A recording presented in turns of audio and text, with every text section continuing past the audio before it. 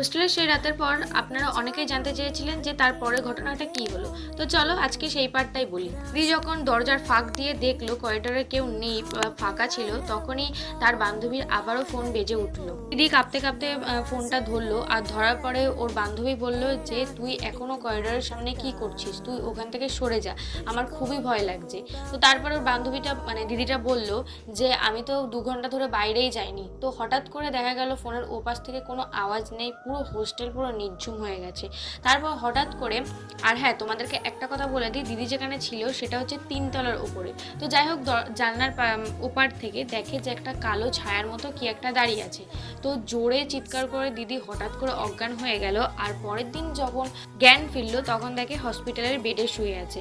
গতকাল যে কে ছিল কে জানে, এখনো পর্যন্ত সে জানা যায়নি। যাই হোক, গল্পটা আজকে এইটুকুই থাকছে। আরও নতুন নতুন গল্প শুনতে চাইলে ফলো করো। টাটা।